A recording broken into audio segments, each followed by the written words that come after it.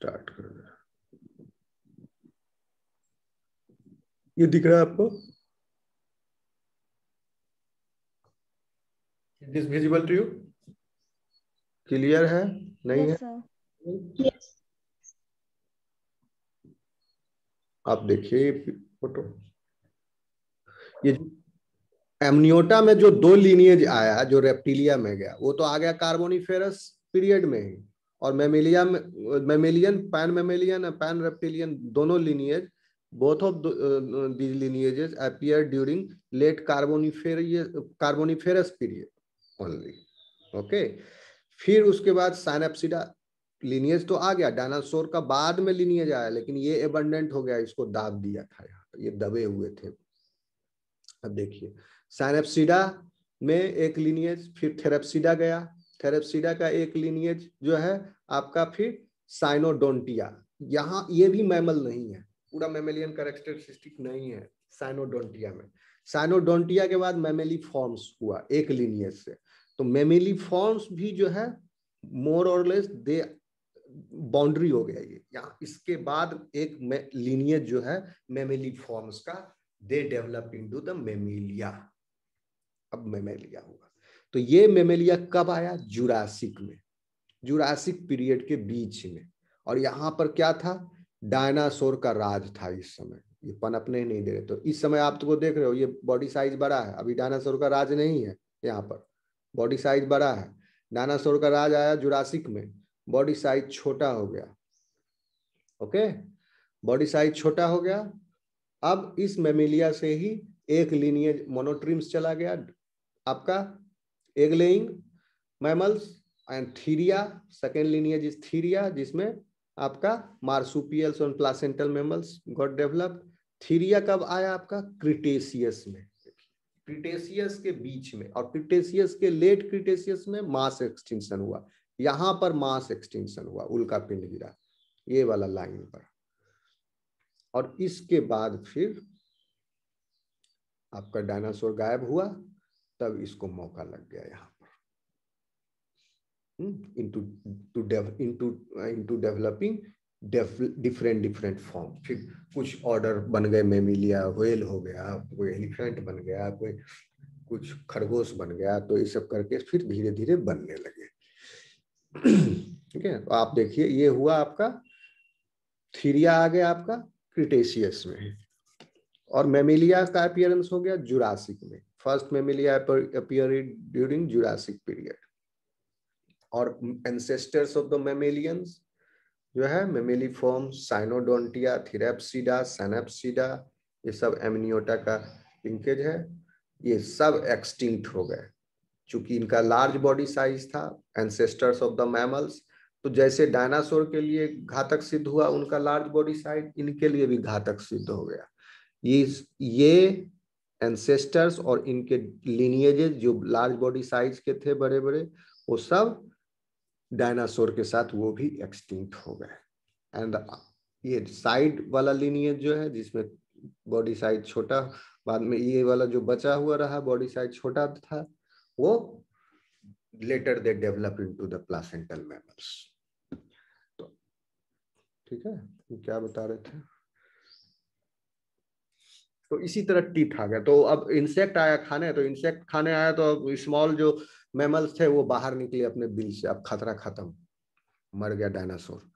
तो इंसेक्टा को खाने के लिए उसके पीछे मैमल्स आए। सेमीकोलन मैमल्स जब आए तो उनका टीथ जो है सो अब डेवलप होना शुरू हुआ। They became carnivorous, some became herbivorous. तो एक इंसेक्ट से काम चलता चलेगा नहीं, तो उन्होंने मिक्स टाइप ऑफ प्लांट भी खा रहे हैं और इंसेक्ट्स भी खा रहे हैं, तो दोनों तरह के उनके टीथ डेवलप हो गए। सो differentiated teeth are another important mammalian traits, whereas the teeth of reptiles are generally uniform in size and shape.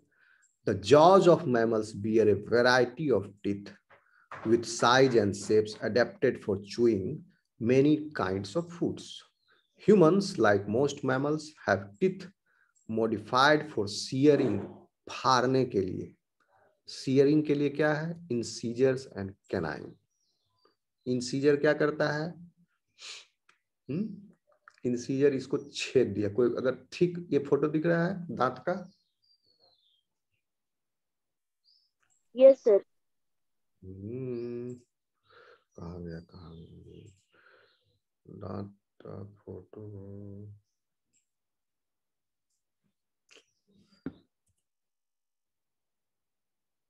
ये हैंग क्यों कर गया? अच्छा,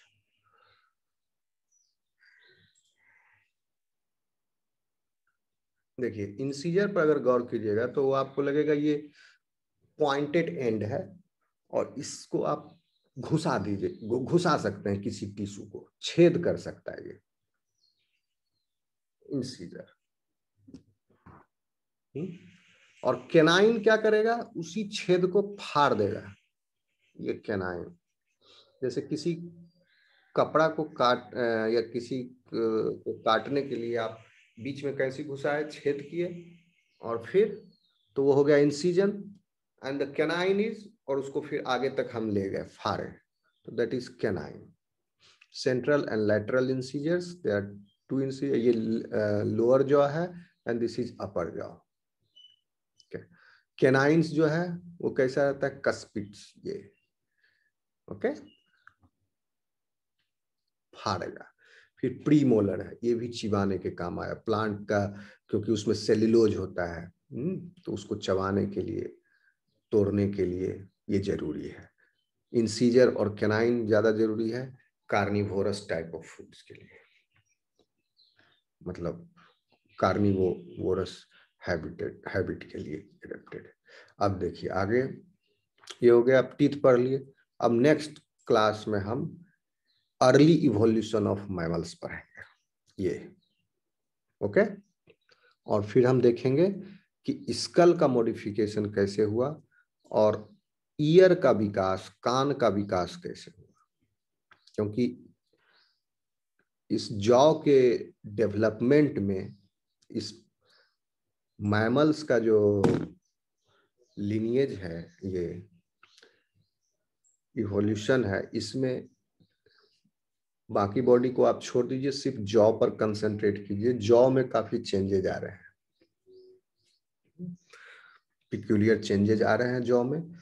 और दो बोन जो है जॉ का, जो कि पहले रेप्टाइल्स में था, आपका बड़ा बड़ा बोन था वो, लेकिन मैमल में है वो दोनों बोन जो है छोटा हो गया और माइग्रेट कर गया, चला गया इंटरनल ईयर में।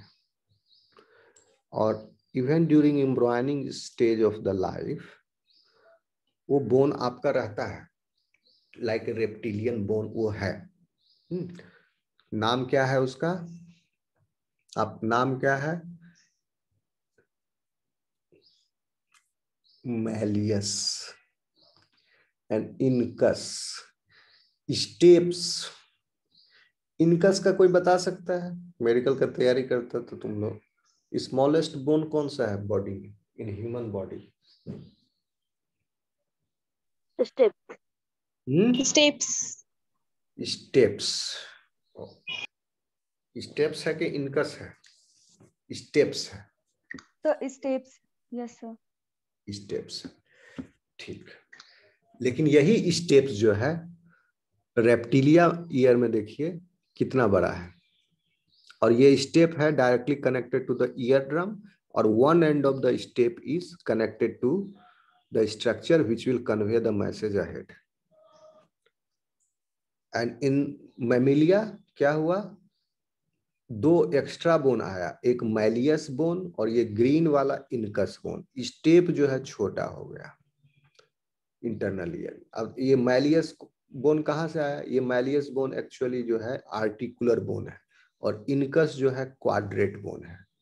देखिए ये रेप्टिलिया, नहीं सॉरी रेप्टिलिया नहीं, ये हमारा बायरोमो, ये फॉसिल है, इसका नाम है बायरमोसुकस। बायरमोसुकस ये साइनेप्सिड ही था, है, और मैमल का एंसेस्टर है।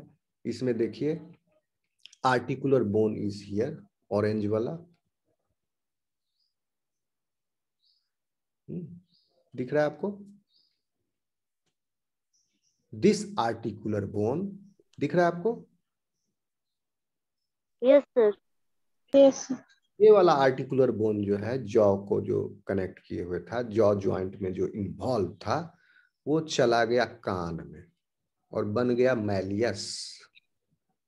ठीक है, इन प्रेजेंट डे मैमल्स।